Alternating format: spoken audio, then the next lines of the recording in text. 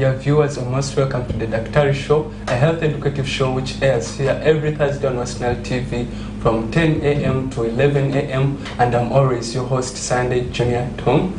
Of recent, we have seen studies made, actually it came out last month in March, where they showed that in 6 campus students who leave university are always with ulcers.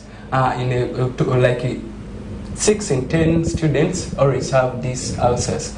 And today with us we have a specialist in peptic ulcers who is going to take us through what ulcers are, their management, the preventive measures, and how you can live with ulcers in case it cannot cure.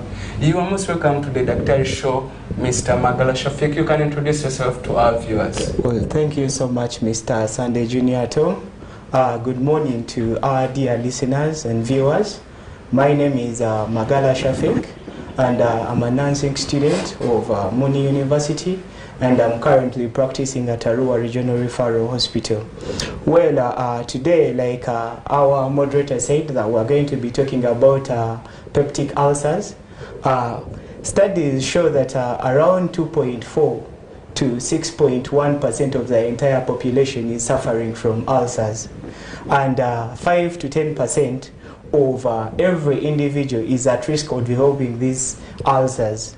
So it is important that we look at what these peptic ulcers are, how they are prevented, how do they present, and more other things that we'll be looking at. Thank you very much. Okay, thank you too very much, Mr. Magala Shafik, for giving in your time to come and educate the viewers of National TV. We know you're a man with a tight and busy schedule, so we don't take it for granted to come and educate our viewers. Let's speak on immediately. What are, maybe before even we go what ulcers are, are there some reasons as to why we find these ulcers common in university students? Well, there are quite a number of reasons that can be attributed to the high prevalence of ulcers in amongst university students, and not only university students, but in the entire population, like we saw, like the statistics. One of the things that basically university students always have a busy schedule, and peptic ulcer is more of a lifestyle disease. So these university students basically miss meals. They will eat once in the morning. They usually say that they eat OD meaning once daily. So this eating basically also contributes. And another thing is the stress, and quite a number of other factors that we will see under the causes of peptic ulcer diseases. Okay, all right. Thanks very much, Mr. Shafik. So, what is this mainly, these ulcers, or even does it have types or classes? Okay, well, peptic ulcer disease is basically an ulcer. Let us start with an ulcer so that a person can understand what an ulcer is. Well, an ulcer is like an open sore. A sore is like a wound. So, but for the peptic ulcer, this sore is either in the stomach or the duodenum. We know that all human beings, we eat. And after eating, the food is going to move through a pipe called the esophagus. And this esophagus is the one that is going to be leaking us into the stomach. So the stomach is basically the first place where this food is going to be digested. And there is quite a number of things that happen. And one of them is the release of the gastric juices that are containing basically the acids and enzymes that are going to help break this food that we have eaten. So when you develop an ulcer in the stomach or in the duodenum, because the duodenum is just the first part of the small intestine, that as you're moving from the stomach, you're going to have the duodenum and then the small intestine. So basically peptic ulcer is going to be an open sore in the lining of of either the stomach or the duodenum. Okay. Yeah. And you said that do we have types of peptic ulcers? Yeah. Well, we basically have generally types of peptic ulcers. For example, a person can have what we call a gastric ulcer. We call it a gastric ulcer because this open sore is in the stomach. So peptic ulcer, gastric ulcer, a sore is in the stomach, and duodenal ulcers, where the ulcer now is in the duodenum, which is the first part of the small intestine. Though occasionally a person can have both. The gastric and the duodenal ulcers, so which we call the mixed. All right. Thank you very much. Okay, to Mr. Shafiq. So maybe you have told us we have the duodenal and the peptic, which one you told us is in the stomach, which is the peptic, and the duodenal, it's in the duodenum. So maybe to ask the prevalence, like which one is more common in the people? Well, the most prevalent type of ulcer is the duodenal ulcers, and statistics show that a person is 4 times more at risk of developing duodenal ulcers than the gastric ulcers, and men are more at risk of developing duodenal ulcers than the women. Is it attributed to any reason? Research has not indicated a particular reason, though according to the studies, they have indicated that there is a high prevalence of these duodenal ulcers in men. So meaning gender is a risk factor for development of these duodenal ulcers. Okay, Mr. Shafiq, we are indeed grateful. So, which lifestyle activities can a viewer do to put him or her at risk of getting these ulcers? Like we said that peptic ulcer disease is more of a lifestyle disease because it is the things that we do that can lead to development of these ulcers. And some of the things that a viewer can do or can be doing that can predispose him or her to development of these ulcers. One is a taking of the medications which we call the NSAIDs. NSAIDs is non-steroidal anti-inflammatory drugs, and these medications are basically used to manage pain. So our viewer there may be having a particular pain, which may be headache or pain in any area, and they may go out there and self-medicate with these medications. For example, ibuprofen, aspirin, and others. So when you take these medications, they have a tendency of causing changes in the stomach, because it is a complex process that involves increasing the release of prostaglandins, which are basically attributed to what? To causing these ulcers. So if you are taking NSAIDs, you should stop. You should only take what? Medications that are prescribed by what? Your health care provider. And then another thing is people that smoke. Smoking is going to increase your risk of development of these ulcers, but also it worsens the situation that in case you already have the ulcer, smoking is going to delay the healing of these ulcers. So people that smoke tend not to respond to medications even when we give them one, because the smoking slows the healing process of the ulcer. And then another thing is alcohol. Alcohol. We know that very many people out there enjoy alcohol. They take it every day. But alcohol has a tendency of irritating the mucosal lining of the stomach and also the duodenum, which are the areas that we said where we basically develop these ulcers, getting the peptic ulcer disease. So if you're to fight these ulcers, you also need to what? To regulate or even stop on taking the alcohol. And another thing is we always prepare our food home, but overspicing the food equally increases the risk of what? Of development of these ulcers. And then another thing is the stress. We are basically stressed with a lot of things in life. For example, for students, they have a lot of books, the busy schedule, the courseworks. For the parents, they're worried about the school fees, the landlord is on the neck. So if you don't manage this stress, they can also contribute to the development of the ulcers.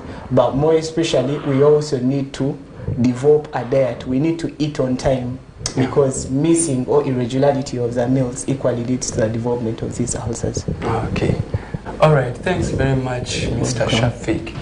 Maybe to ask, could these ulcers be hereditary? Like in case my mother had ulcers, can I also be at risk of getting these ulcers? For ulcers, there is basically no link to the familial or hereditary trait. Like if my mother had ulcers, there is basically no proved link that you're likely at risk of developing these these ulcers, like we shall see in the causes. Okay, all right. Thanks very much, Mr. Shafiq. So maybe actually let's go direct. What are the causes of these ulcers? Thank you very much. Well, there are a number of causes of peptic ulcers, but we basically have two most common causes of these peptic ulcers. And the first one is an infection from a bacteria in the stomach, in our stomach, called the Helicobacter pylori. So this bacteria basically is the leading cause of what? Peptic ulcers. And a person may be asking, how does this bacteria lead to what? To the ulcers. Well, this bacteria burrows in the mucus lining of the what? Of our stomach. So in burrowing or entering into the mucus lining of the what? Of the stomach, it impairs the defense mechanism, so that during digestion, when the body releases these gastric juices to help with the digestion of the food, it is going to find the stomach lining not protected by the mucus, because the bacteria what? Burrowed there. Are we together? Yeah. So it will just be able to what? To erode. And secondly, after burrowing into the mucus lining of the what? Of the stomach, it can cause what we call inflammation or swelling of the what? Of the stomach lining, which equally contributes to the development of these ulcers. So that is the first cause. And then the other cause is the medications that we take, like we say, basically the what? The NSAIDs, like the ibuprofen. Yes, very good.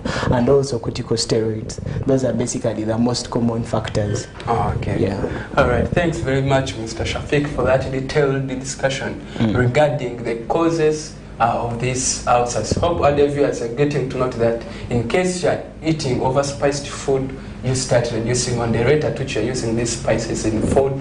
Then also the rate at which you're taking drugs without prescription from your health care provider. You should also check into that. Maybe now to ask Mr. Shafiq, yes, how can someone know in the community that maybe I have these ulcers?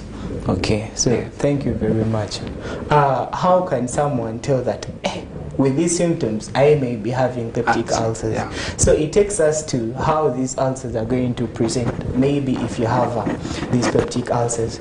But first and foremost, I would like to bring to attention to the viewers that mostly 20% of the population that have peptic ulcers, they are symptomatic, or they don't develop any symptoms. And this may be attributed to maybe the ulcer being very small, that it cannot cause a what? Symptoms. But it is not an issue that we should be reluctant, because these ulcers may what? May worsen. So peptic ulcers basically present differently. For example, for duodenal ulcers basically have what we call an epigastric pain. Epigastric pain is where you feel a pain in the mid-upper abdomen. You get it? Yeah. And this pain is basically worse in the night. The pain can even wake you from your sleep because you're feeling a lot of pain. For example, my mother suffered from ulcers, and when I went back, she told me that she even had to open the door and go out and knock on the neighbors to see if they had anything that could help with the pain. You get? So the duodenal ulcers usually are associated with that severe pain in the what? In the night.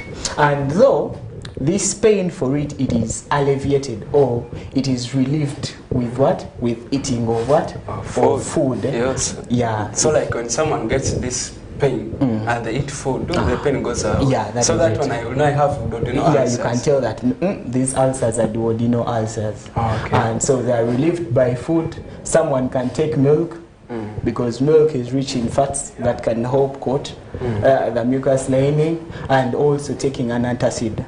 But the person may be asking, why is it that with duodenal ulcers, when I take what? Food, the pain reduces? Yeah.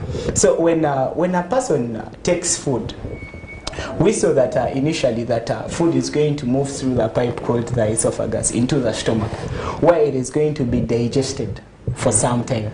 You get? So this digestion can take around 30 minutes to 1 hour, where these gastric juices are going to be produced and the enzymes to digest our what? Our food. But during that time, there is a small muscle which we call a sphincter that is going to be separating the stomach and the what? And the duodenum. So that muscle closes.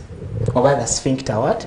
Closes. So it is not going to allow these gastric juices, which is having our acids, to pass to the what? To the duodenum. To the duodenum. Yeah. So if they don't pass to the duodenum, meaning these acids are not going to be able to irritate the ulcer or the wound, to bring out the what? The pain. Though there is tendency that these individuals, even though like the food relieves the pain, there is development of pain after 1 to 2 hours after eating, because after that time the food has been digested in the what? In the stomach. So the sphincter, or that muscle that was separating the stomach from our duodenum, will open. So when it opens, these juices will now be able to what? To irritate the ulcer. So that is a characteristic feature of what? Duodenal ulcers. Yeah. In case you have duodenal ulcers, know that you're going to be having what? Pain that can even wake you up in the what? In the night. It will be relieved by what? By food. You can take milk or even an antacid. But the pain may come after 1 to 2 hours. Yeah. Then for gastric ulcers, this pain is also in the upper abdomen, which we call the epigastric area. So like around here. Very good, around there. So a person will feel very sharp pain. You get? And this pain, for it is worsened by taking food. So you're feeling pain, but now when you eat food, the pain just worsens. Why? Because when you take the food, like we said, it is going to stimulate the release of these what? Gastric juices, which is having the acids in the stomach, and when they are released, they will be able to irritate the gastric ulcer, causing that pain. Yeah. So that is one of the features that we have for the ulcers. But generally, if a patient is having this peptic ulcer disease, they may also have what we call a feeling of fullness. You feel like the stomach is full. Satisfied. Yeah, you feel like you're full. We together. And then another thing is, you may feel like you're hungry, but when you eat, you easily get satisfied. You've just eaten a small thing, but you say, I've just eaten a small thing, but I'm feeling what? Satisfied, full or satisfied. So that is another characteristic or symptom of what? Peptic ulcer disease. Another one is a patient can have what we call nausea. Nausea is just a sensation or feeling of like you want to vomit. You feel like you want to vomit, and in other scenarios you can even vomit. So vomiting, you have a peptic ulcer, you vomit. We together. Worst case scenarios, it can happen that you have what we call vomiting of blood. That is in case this ulcer is bleeding, you can vomit blood. And another thing is, you can pass stool which has what? Which has blood. Though this blood is usually like, you may not see the fresh blood in the what? In the stool. But when you assess, now our viewers may say, how am I going to look at my stool? But it is very good that when you look at the stool, you can see that it is very what? Very dark. So that is a characteristic of showing that there is blood in stool. Yeah. Okay. So those are some of the things that our viewers can look for, and they can tell that maybe I'm suffering from peptic ulcer disease. Okay, all right. Thanks very much, Mr. Shafiq. Hope our dear viewers, you're noting of these signs you can get in case you have ulcers. Feeling gastric pain or pain in the upper chest region. Maybe if you want to differentiate between the duodenal and the gastric, for the duodenal, when you eat, the pain is relieved. For the gastric, when you eat food, or the one which is in the stomach, the pain just worsens. Then also has told us about the vomiting and also having like passing blood in our stool. All right. So maybe now, Mr. Shafiq, we have gotten a patient, or maybe someone, a viewer is still home, has found out that he has pain, maybe after eating or before eating, this person is vomiting, is passing stool which is containing blood, has also the sensation for nausea. What can they do, the home remedies they can do to manage themselves before they rush to the hospital for further attention? Yeah, thank you very much. Before I go to that, a viewer may say, me, I'm having both. My pain, whether I've eaten or I've not eaten, it is worse.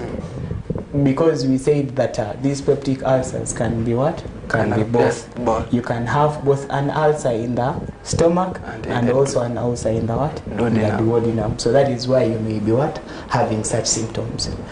Then going on to that, what can our viewers do to help them, like home remedies for these peptic ulcers?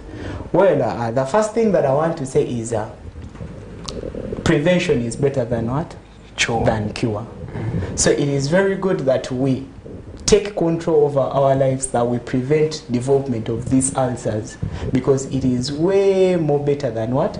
Waiting to develop these ulcers and then we want to what? To rush to intervene. So the first thing is we are going to look at some of the things that you can do that can help you relieve the what? The pain. But I don't advise anyone to take medications at home, because ulcers, you have to go to the hospital and seek professional health care. You should not say that, hey, I'm having this pain, let me go to the clinic and buy what? Buy some Panadol, or maybe buy some antibacterial to relieve the pain, and then when I get better I won't go to the what? To the hospital. But some of the things that we can do are, one is we have cabbage. So when you have your cabbage and blend it and you make juice, it is a very important remedy in management of peptic what? Peptic ulcers. Person may be saying, but cabbage, yeah, well, cabbage is very rich in what we call vitamin C, and vitamin C is what we call is an antioxidant, and these ones help in treatment and basically prevention of the development of these what? These peptic ulcers. So if you can access a cabbage, there are very many in the market. Actually this is the season. This is the season. So if you can access a cabbage, you can blend it and make juice. You can be taking like maybe a cup or two a day. And then another thing is chili pepper. Chili pepper. I think some call it pili pili, and the Baganda call it kamulali. So, well, there is a lot of misconception outside there that maybe pili pili worsens peptic ulcers. But pili pili is rich in an ingredient called capsaicin. So, well, this ingredient is very important in regulating or decreasing the production of the what? Of the acid production in the what? In the stomach. And the moment you decrease the production of the acid in the stomach, there will be nothing to irritate our what? Our ulcer. Isn't it? So meaning pili pili is very important. So if you can get it and be eating food that is rich in this pili pili, then that is the best. Because we saw that in the development of the ulcer, it is just the imbalance between the defenses and the juices that we put. So if we have no defenses and the juices are big, they will be able to cause erode the lining and cause an ulcer. And then another thing besides the juice and the pili or pili pili and chili pepper, someone can take aloe vera. Aloe vera is very good equally in the management of these ulcers. And then turmeric. You can take turmeric. It is equally important in the in preventing these ulcers. So those are some things that you can do. But the moment you see these symptoms, it is very good that you rush to the hospital. Okay. That is the best home remedy that you can get for yourself. Okay. Putting on your shoes and running very quick to the hospital, because ulcers are very dangerous. Mr. Moderator, before we continue, I would love to give an example to our viewers. Yeah. There is a colleague of mine. He was telling me he's teaching on one of the nursing schools in Arua, and he was telling me about the recent death that they had at their school, because they lost a daughter because of peptic ulcers. Yeah. He told me that this girl basically started vomiting. She was known that she had peptic ulcers. So in the night she vomits, but the vomiting had blood, and the stool equally contained contained blood, and she was feeling the pain, but she was reluctant, because she was like, I have these ulcers, the ulcers. Though she made an initiative to call home and inform them that they have vomited blood. What they told her, go for health care, but she was reluctant, and she was like, I'll go tomorrow. So she slept. She was able to get some sleep. In the morning, situation worsened. By the time they rushed her to Arua Regional Referral Hospital, she had already lost a lot of blood, and that is how we lost that girl, because she was reluctant in seeking medical care altogether. So the best home remedy that you can get for yourself is put on your shoes, run to hospital. Get the best professional care that you can get. Yeah. All right. Thanks very much, Mr. Shafiq, for that discussion, and actually that life-threatening experience. Hope our dear viewers have gotten to note that these ulcers are indeed real, and they are deadly, up to the extent that you can lose your life in case you don't manage them. Let's first get into a short commercial break, and we shall be back in the next segment where Mr. Shafiq will take us through the medical management. When you go to the hospital, how will they manage in case of these ulcers? We'll take us through the complications in case you fail to manage these ulcers. Which complications can you get? And also you'll take us through the preventive measures on how to prevent ulcers, and also which foods an individual's ulcers should not eat. Thank you very much. Let's get back.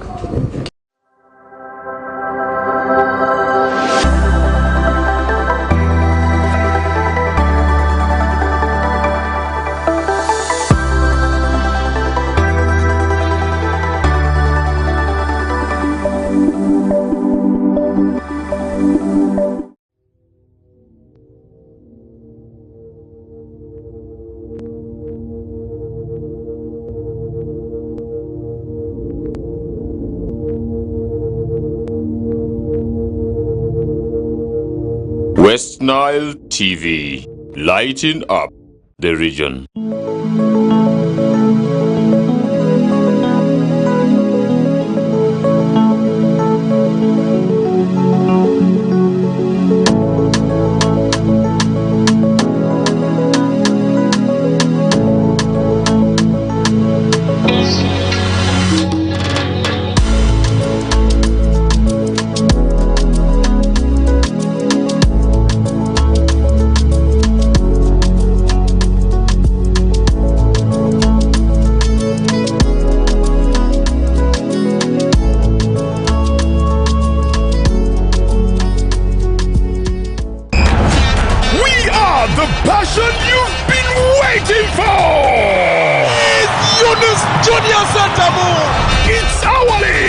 Football, our boys, our style. Star Times UPL new season starts 15th September. Go for it! What a finish from Fukume! The Ugandan flair, Brazilian samba, Portuguese magic, the night football craze. More TV games live on Senyuka Prime and Fufa TV only on Star Times. The Star Times UPL, our league, go for it.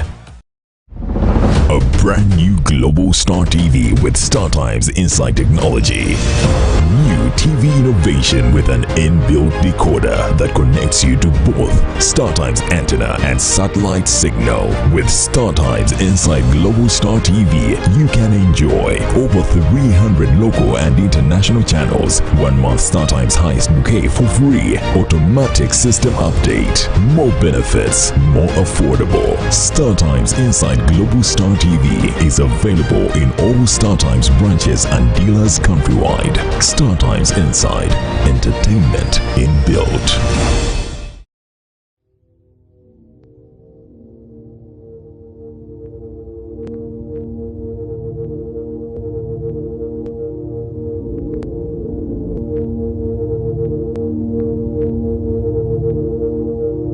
West Nile TV, lighting up the region.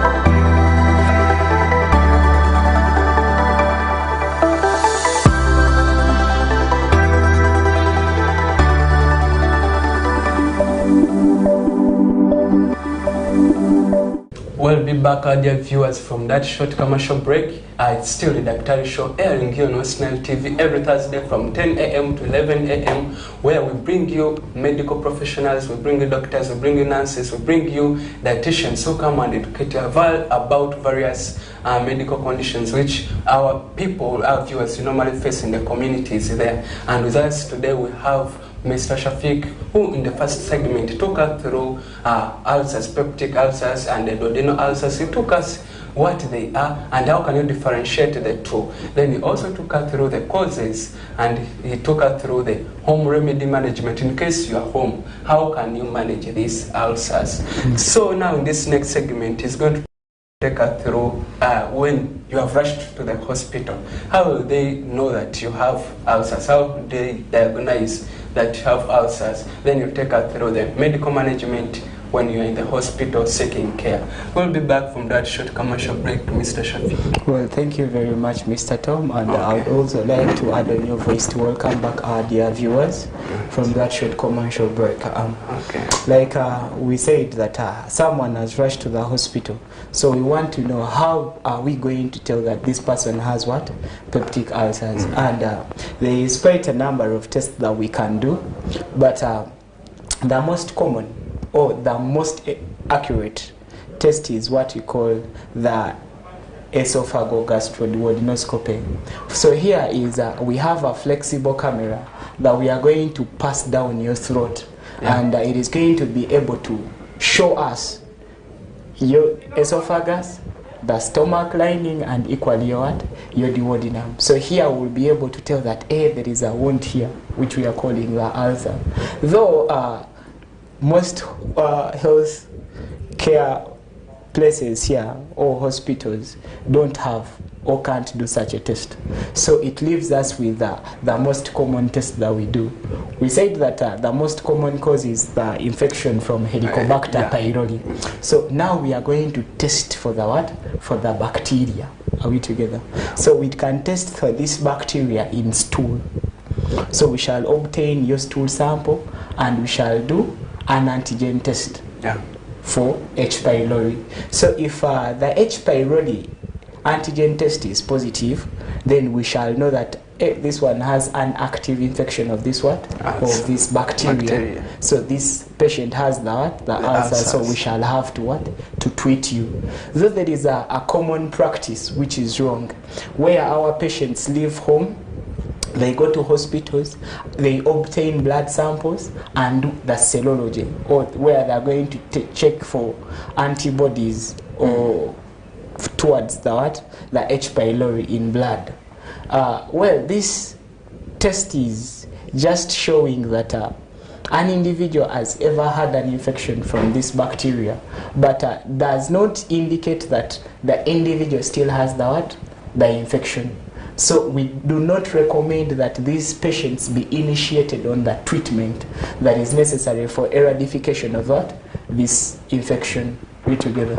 So my dear viewers, if you move from home, go to the hospital and a person takes your blood sample that they want to test for serology for H. pylori, that is wrong. They have to do a stool antigen, and if it is positive, then they will basically enroll you on the treatment for what? For eradication of the infection. Okay.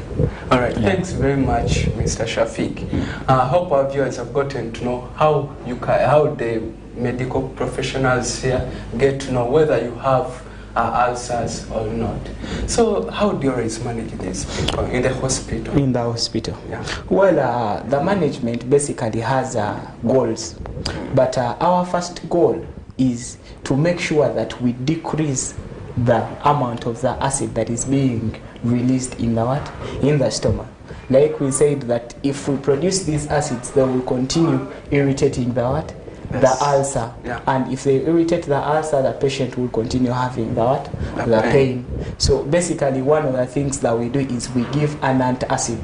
An antacid is something that is going to be decreasing the production of the what? The acid. Of the acid in the stomach. And the most common one is what we call the magnesium trisilicate compound. And we basically give 2 tablets a day, and someone can take them around thrice. Okay. Yeah, that is around after every 8 hours.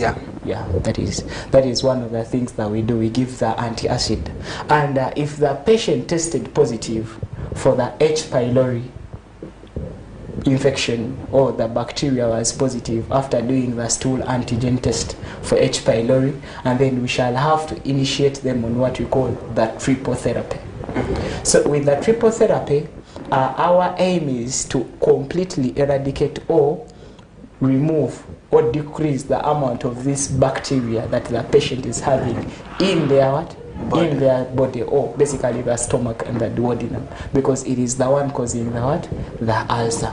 And it can have basically what we call a proton pump inhibitor, for example, omeprazole. It can have antibacterial like amoxicillin and metronidazole. And this treatment is basically given for 2 weeks. Yeah. We give treatment for ulcer for 2 weeks. And after completion of the treatment, our dear viewers need to note that you have to spend a month. And after that month, which is basically 4 weeks, after those 4 weeks, you have to go back to the hospital and they test your stool again to see, do we still have the antigen for the H. pylori? Because if they are there, meaning that treatment was not what? Effective. So we will need to change the what? The drugs that we gave you. But you need to take the drugs for 2 what? For 2 weeks. After 2 weeks of treatment, wait for a month, go back, they test. If it is negative, then the treatment was what? Was effective. So that is one of the things that we need to do for the triple therapy. But another thing is you basically need to modify your diet. So we educate you, like we said, that you need to modify your what? Your diet, because diet contributes a lot on, one, perpetuating or maintaining these ulcers, or even sometimes making them worse, or even preventing you from developing the what? The ulcers altogether. So we educate you on how and when to eat. Yeah, that is. And then another thing is we assess, because there are individuals that develop the ulcers and the cause is not the infection. So there will be no need of giving the what? The triple therapy, the amoxicillin and everything away together. So we need to assess what is causing the what? The ulcers. For example, if there are patients that they basically put on these NSAIDs, maybe they have the pain. So we remove the what? The cause. We manage the cause of the ulcer. There are those patients that initially had Crohn's disease, and it is the one that has led to the development of the ulcer. So we need to manage it together. So we assess the cause and manage it accordingly. But for the H. pylori infection, we basically manage using the triple therapy, where we initiate you on our medications for 2 weeks, and after the 2 weeks, we expect that you're going to come back to the hospital and do a stool antigen test for H. pylori to see if the treatment was effective or not. Okay. All right. Thanks very much, Mr. Shapvik. Hope viewers have gotten to know on how in the hospital they always manage these ulcers. Maybe to take in the other side. In case someone is at home, they have gotten these signs you told us, like the pain, they are vomiting, they are passing stool containing blood, and they remain reluctant to come to the hospital for management. What complications can they get?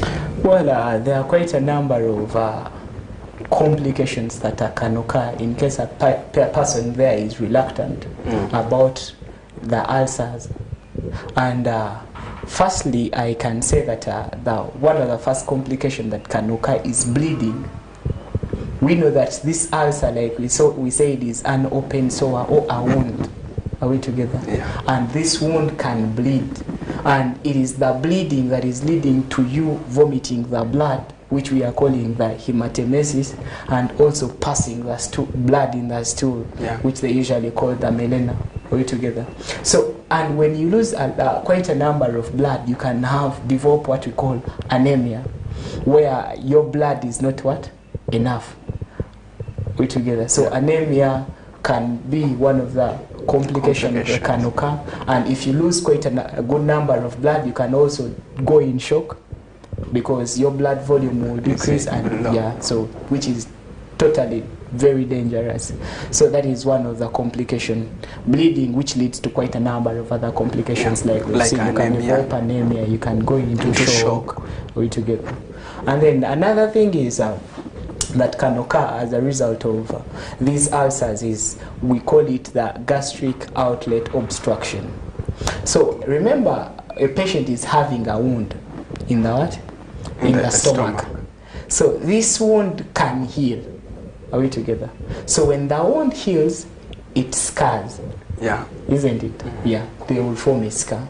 So this scar can now narrow the opening of the stomach into the duodenum. Are we together? So which can lead to contents, delayed emptying of the of the stomach, which is the contents of the stomach cannot pass with ease into the the duodenum. Are we together? And that can lead to patients losing a lot of weight. By the way, when you see that you're losing a lot of weight, it can also be contributed to the ulcers, because the patient may be scared of eating. I don't want to eat. Why? Because when I eat, my pain. We together. I experience the pain. We together. So that can lead to what?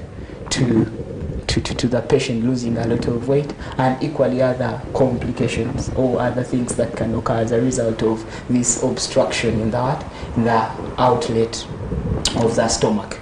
And then another complication that is most common is detrimental. Detrimental, very dangerous, and it is an emergency, deadly, fatal, is a perforation of the ulcer, which we call perforated PUD, perforated peptic ulcer disease. If this one occurs, you delay, or what they delay bringing you to hospital, well, your chances of survival are very few. Someone can be asking, what is a perforated PUD? Well, we know that a patient has an ulcer in the lining of the stomach, but this ulcer can erode the entire wall of the stomach. And if that occurs, that it has eroded the entire wall of the stomach, there will be leaking of the food particles or the things that we are digesting, even the fluids, into the into the abdomen. Are we together? And if that happens, it is going to lead to quite a number of other things.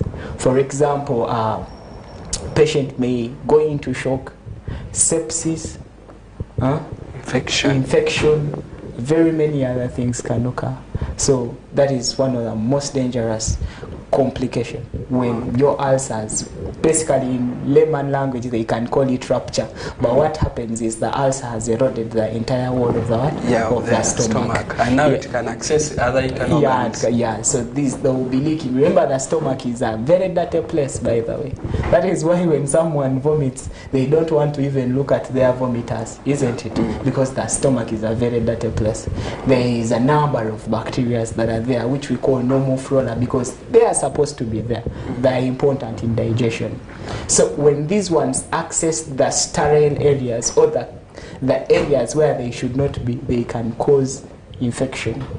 You get causing very many other things to our individual, our patient. And then another complication, lastly, that I would love to talk about is there can be transformation or change of this ulcer into cancers. You delay, you're reluctant with your ulcer. You don't want to seek treatment. This ulcer can turn into a cancer. You get, and it has been seen in around 2%. It may seem like a small percentage, but you may be a statistic tomorrow. You are among the two. You develop the what? The cancer. So we need to what? To be cautious and seek for medical attention and manage these ulcers. Because I tell you with all authority, when you seek for proper treatment for these ulcers, they can heal. But the moment you don't treat your ulcers, they can reoccur if not treated. And worst case scenarios, you can develop the complications that we have talked about. Okay. And actually, in the end, you may end up losing your life. Yeah, losing your life, which is the worst, I think, the worst complication, death. Okay. So now, maybe to bring in a life scenario, I have a friend. This friend has ulcers. However, when he went to the hospital, they restricted him. They told him not to take some certain foods, like bananas, the matoke. What could be the reason as to why you're preventing this person from eating this matoke and the bananas? Well, firstly, I would love to thank you for that question, because I've encountered very many people wondering why we don't usually recommend people suffering from peptic ulcers from taking matoke and other foods, for example, fruits like pineapples and others. Well, bananas are rich in what we call the hydrogen ions. We together. So these hydrogen ions basically increase the acidity or the acid in the what? In the stomach. And we have seen how the acid and what the acid does to the what? To the stomach. So we basically limit individuals from taking foods that are rich in hydrogen ions, because they will increase the acid in the stomach, irritating the what? The ulcer the more, and the more it's irritated, the longer it takes to what? To heal. So that is why. Deeper it can get. And the deeper it can get, and the worse it can get. Okay. All right. Thank you very much, Mr. Shafiq. Now, maybe a viewer may be asking, you have taken us through this ulcers. You have shown us how it is life-worrying. So a viewer may be asking him or herself, how can I prevent? How can I keep myself or family safe from getting these ulcers? It be peptic or duodenal.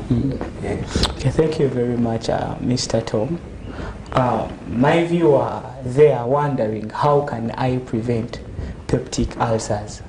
How can I prevent my daughter, my son? Because peptic ulcers, by the way, affect all ages. I have my sister's daughter. She's very young. I think she's in primary 3-4, but she had peptic ulcers. And then my sister called me saying, hey, I don't know what to do. Amira is having ulcer, so I had to tell her to rush to the hospital so that she can get proper care. So peptic ulcers affect everyone. So peptic ulcer is not a disease for the what? For the adult. My daughter is young. How can she develop ulcers? So in that, the body is in our hands. How can we prevent you and your son and your daughter from what? From developing these ulcers? One of the things is your diet. How often do you eat, and what do you eat? We together. Yeah. With what do you eat? We have said that overly spiced foods increase the risk for the development of the the ulcers. You want to put this karanzari, choose mix, you want to put a lot of oil, you want to, so all those things that are going to increase the irritation of the mucosal lining, leading to the development of the ulcers. So I know we all want those spiced foods, but it is very good that you limit them, because your health is in your hands. Yeah. And then another thing is, that was what do you eat? With what do you eat, you need to increase milk intake. Milk is very important. By the way, if you're there suffering from peptic ulcers, you should make milk your friend, because it is one thing that is going to help alleviate your symptoms, relieve your symptoms of the ulcers. You're suffering, you're having a lot of pain, take milk before you rush to the hospital, because maybe you may fail to walk because you're having a lot of pain. Take milk. Even before you develop the ulcers, you need to take milk. We together, because milk is rich in those fats that are basically help in preventing and also healing of the ulcer. Then that is still on what to eat. But when is you need to eat food regularly. You don't eat once daily. When you are hungry. I only eat once daily when I'm very hungry. When I eat in the morning, because of maybe your busy schedule, you want to eat again in the evening. But it's a healthy body that makes money. You get, if it is the money that is stopping you from eating. It is a healthy mind that can read, that can work. So you need to eat. You need to eat at least 3 times daily. At least 3 times. You have breakfast, have lunch, and have supper. And then you can snack in the middle. We together. But there is someone that is saying, but this doctor is being wastage of food, because maybe they can't afford. We together. But still, you need to take control over your life. You need to at least eat. I'm not saying you eat expensively, but I'm telling you to what? Eat regularly. Yeah. And then for those that already have the ulcers, you need to take small meals frequently. You should not get a very huge plate of enyasan or subi and eat it all together. But you can eat small, but at short intervals. So that is another thing that we need to do. And then another thing is, you should avoid smoking. Smoking, because we saw that smoking delays healing of these ulcers. And you may be saying, me, I don't have an ulcer. We said that 20% of individuals living with ulcers, they don't have symptoms. They don't show symptoms. And 10 to 15% of all individuals are at risk of developing these ulcers. So you should stop smoking. Why? That ulcer that you may be having that is not showing symptoms now may fail to heal because you smoke, and it may worsen your ulcer. So you need to stop smoking. And then another thing is, there are those that can't stop taking alcohol, but you need to limit on your alcohol consumption, the amount that you consume. And then if you take the alcohol, make sure you've eaten something. Don't take in something that is going to irritate an empty stomach. Take the alcohol when it is going to find something there. Actually, the people who take alcohol, they say when you drink alcohol, when you have eaten something, it's always hard to get drunk. But when you eat on an empty stomach, you can easily get drunk. But it is not good for their health. Because another thing alcohol does that is very detrimental is, you take alcohol, you've not eaten, it is going to decrease the glucose levels, low glucose levels. So you can even faint.